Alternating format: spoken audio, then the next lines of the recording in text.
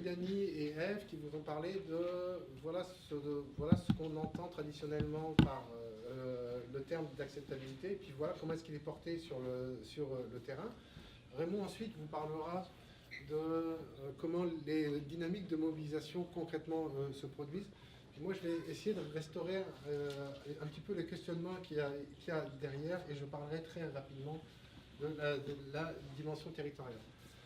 Bon, peut-être donc une pensée émue pour Marie-Josée Fortin qui devrait être présente, puisqu'elle est celle qui fait le lien entre les premières enquêtes. Donc pour le dire très vite, en fait, l'UQAR a été associé aux questions d'acceptabilité à partir du milieu des années 2005, du milieu des années 2000, lorsqu'on a parlé des problèmes d'acceptabilité de l'énergie éolienne avec les parcs. Donc c'est par cette entrée-là qu'on a été saisi de cette thématique.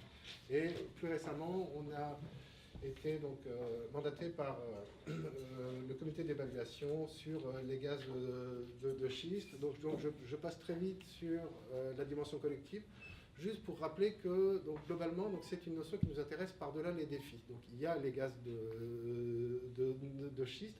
Raymond en parlera mieux que moi. On est bien d'accord que c'est un dossier qui a priori est assez inacceptable socialement, mais attention, on parle aussi d'une notion qui doit être utile pour d'autres notions, pour d'autres filières, en particulier l'éolien. Donc je vais juste revenir rapidement sur la notion d'acceptabilité. Je vais essayer de défendre la définition un petit peu plus fortement que ce qu'elle a été faite, en répondant à quelques critiques justifiées, mais... Et puis je reviendrai un petit peu sur la dimension théorique qu'on a essayé d'y mettre, et puis voir un petit peu ce que ça nous oblige à regarder différemment. D'abord, pourquoi parler d'acceptabilité? Parce que la notion a du sens à différents niveaux. D'abord, donc, lorsqu'on parle d'acceptabilité, on parle souvent de projets liés à l'exploitation des ressources. Ça peut être le vent, ça peut être le gaz de schiste, ça peut être la forêt, ça peut être... D'ailleurs, il y a toute une littérature sur l'acceptabilité liée aux pratiques de l'industrie forestière. Donc, on se retrouve autour des enjeux historiques traditionnels du développement au Canada. Je passe très vite sur le plan Nord, je passe très vite sur les dossiers des oléoducs. Donc, pour les régions ressources, on en sort difficilement. D'autre part, il y a une vraie pertinence politique parce que c'est mobilisé. Qu'on soit pour ou contre, c'est une notion qui a du sens pour les acteurs. Avec la récente décision du BAP, ça nous montre que potentiellement, il se passe un truc. Et enfin, donc, la pertinence scientifique, là, plutôt, c'est un vrai paradoxe. Contrairement aux saucisses, si je me souviens bien, donc on en parle mieux lorsqu'il n'y en a pas. En gros, on ne parle d'acceptabilité que lorsqu'il y a inacceptabilité. Donc, c'est un petit peu ce paradoxe qu'il faut comprendre.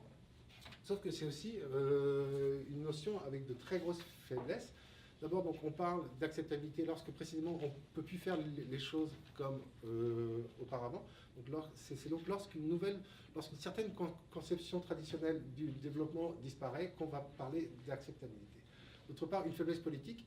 Si le mot est utilisé par de plus en plus d'acteurs, bien entendu, on l'utilise dans des sens radicalement différents, et c'est peut-être sa force, c'est-à-dire le flou qui cache le dissensus et la méfiance ou la défiance.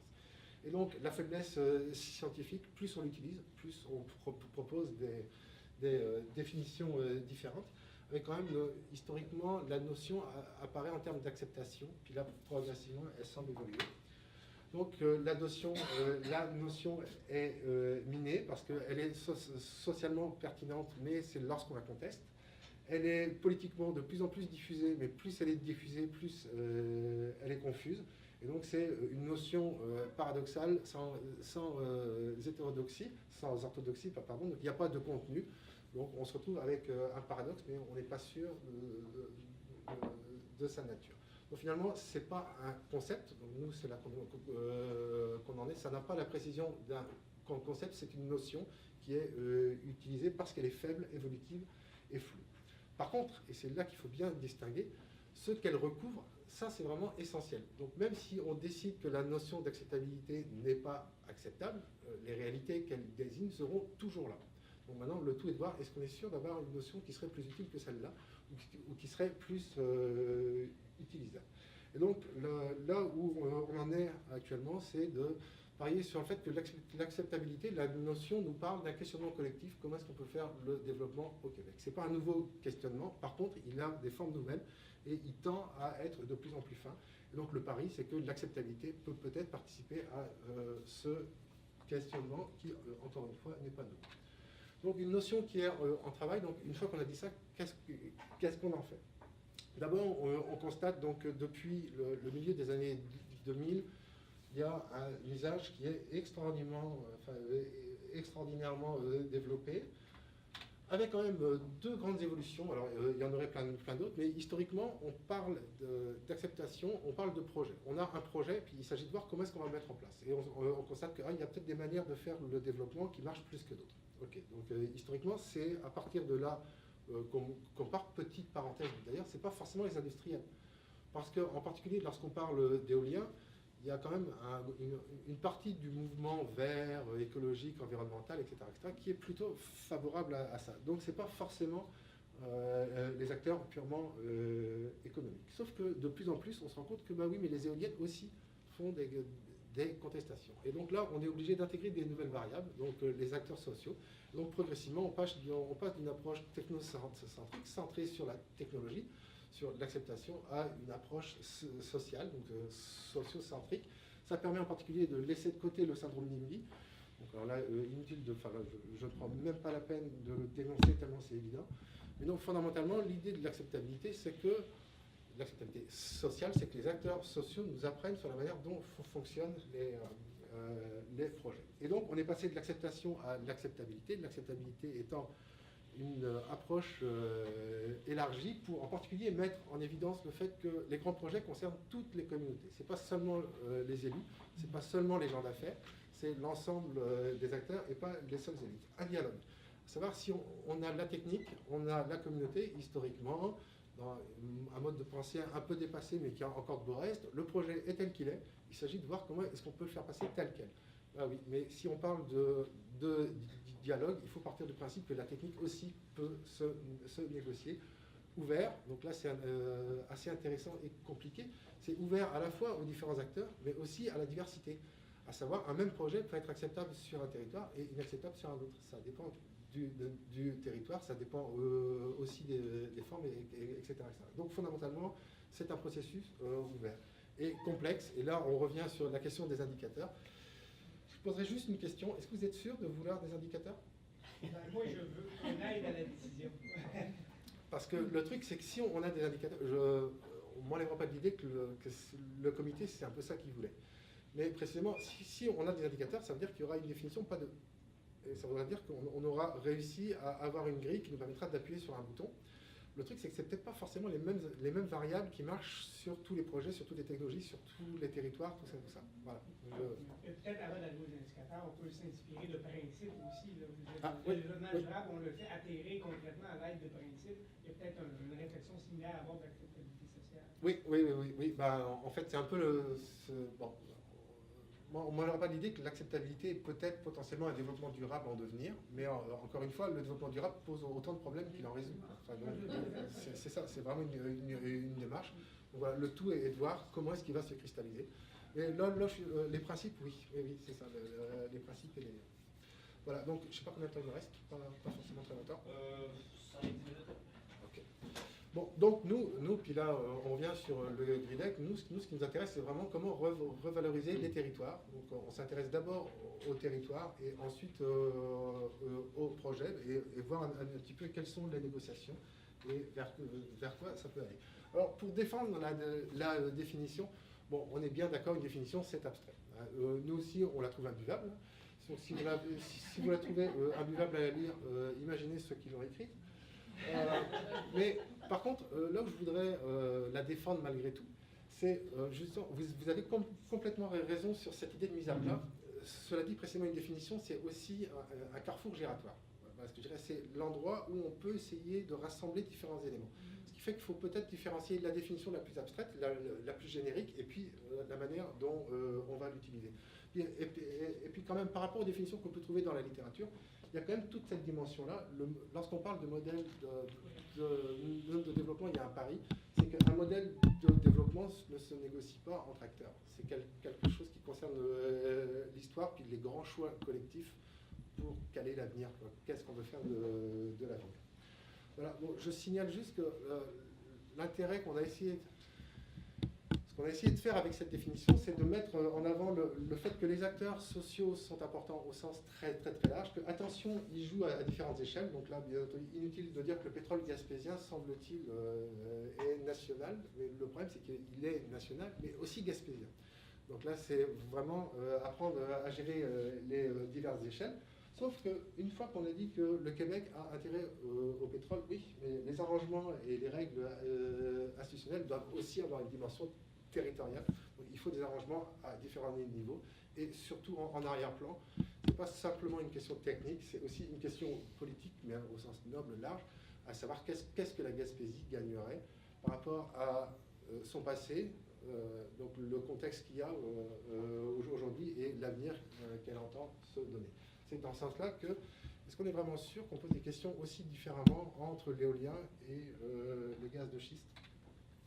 Donc maintenant, là, je vais peut-être passer très très vite, mais juste l'un des intérêts donc, de cette définition, c'est d'obliger à constater que tout grand projet, c'est un ensemble de processus qui ne se situent pas au même niveau, et répondre à un niveau, ce n'est pas répondre aux autres.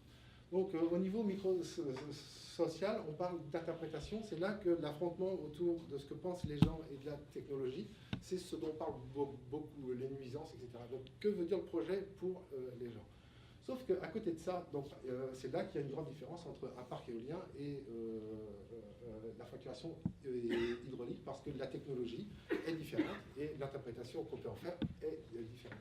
Sauf que parallèlement, il y a aussi la question de l'encadrement politique. Et encore une fois, lorsqu'on a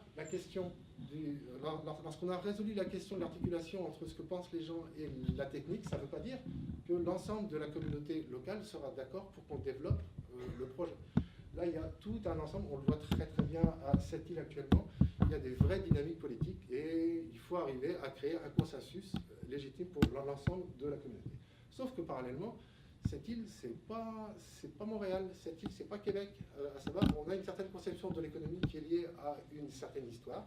Et donc tous ces choix autour de l'interprétation, autour du choix politique du développement, doivent être restitués en fonction d'un certain contexte socio-économique lourd. Et encore une fois, on ne comprendrait pas pourquoi on exploite autant les ressources dans les régions ressources québécoises si on ne comprend pas que l'économie est sans doute pas la même qu'à Montréal, qui est beaucoup plus basée sur des dynamiques d'économie du savoir. Voilà. Donc là, il y a tout un contexte. L'essentiel, c'est juste de voir que on a la question de l'interprétation de la technique, la question des définitions des projets de développement en fonction d'un certain contexte historique. Et le plus intéressant, c'est de voir que répondre à un niveau, ça ne répond pas aux autres. Il faut se battre aux trois niveaux, alors pour ou contre. Donc, encore une fois, ça dépend comment est-ce qu'on veut l'utiliser. Donc là, maintenant, il doit me rester 3 minutes. Donc là, je vais passer un petit peu vite. Donc, 3 niveaux, attention, ce n'est pas parce qu'on répond à l'un qu'on répond aux autres. D'autre part, comment est-ce qu'on interprète ça? On peut distinguer un cercle vicieux et un cercle vertueux. Finalement, l'inacceptabilité intégrale, ça serait un conflit au niveau de la technologie. Ça marche pour les gaz de schiste. On n'est pas obligé de croire lorsqu'on dit que la technologie est sécuritaire. Il semble que les gens n'y croient pas. Au niveau politique, on ne sait pas si on doit les développer. Et le Québec est largement divisé. Et au niveau macroéconomique, on ne sait pas si c'est une ressource d'avenir compte tenu du marché américain et puis de ce qu'on essaye de faire. Donc ça, c'est le cercle vicieux. Le cercle vertueux, ça serait, on est d'accord sur l'interprétation, on est d'accord pour en faire un projet de développement qui résout les questions territoriales, et le tout, ça serait cette idée qu'on n'est pas obligé de fracturer une communauté pour faire des grands projets de développement. On peut même, on le voit assez bien, ça a été dur en Gaspésie avec les parcs éoliens au début des fois, et là progressivement tout ça a été mis en branle, donc il y a vraiment eu la création d'un processus d'acceptabilité sociale. Petite parenthèse, un même territoire. Gaspé, a priori, n'est pas contre l'éolien. Par contre, les gaz de schiste, parce que, encore une fois, ça touche aussi la question de la pollution, la question de l'interprétation du projet technique, etc., Donc, sur les gaz de schiste, bon, là, juste rappeler qu'on parle vraiment de la contestation des affrontements sur un territoire. Bon, puis là, je vais peut-être passer très rapidement à Raymond, juste pour rappeler que ce qui est d'assez intéressant dans la démonstration que Raymond va faire, c'est qu'il y a eu un vrai processus d'interprétation collective. En gros, le jeu n'était pas canné d'avance, c'est même assez étonnant. Donc, vous constatez qu'au début, les gens ne sont pas contre. Donc, fondamentalement, on parle d'un processus qui est ouvert. Je reviendrai là-dessus. Donc là, il y a la contestation. Juste, moi, si j'avais un mot pour finir, et puis ça pose la question des facteurs, est-ce qu'on doit formaliser ou pas la notion? Ben là, c'est vraiment cette idée de complexité des enjeux. On a un ensemble de variables qui sont importantes, on n'est jamais sûr desquelles vont être pertinentes sur un territoire, et on n'est jamais sûr de comprendre comment est-ce qu'elles vont s'articuler. Voilà pourquoi, fondamentalement, c'est une notion qui est très très plastique. Mais le fait qu'elle soit plastique nous aide un petit peu à déterminer au moins la scène sans qu'on puisse déterminer ce qui va se passer dedans. Et ça peut être le principal intérêt. Donc la complexité, la multiplicité. Attention, on peut de moins en moins définir le projet en termes purement techniques. Et il me semble qu'à ce niveau-là, l'acceptabilité a peut-être une utilité qu'on ne retrouve pas dans d'autres notions. C'est que le technique aussi doit être négocié socialement. Par contre, et on revient sur la dimension d'évaluation collective, la technique, le politique ne sont pas suffisants. Il faut voir comment est-ce que tout ça s'insère en fonction d'une certaine trajectoire et d'un avenir collectivement choisi, etc.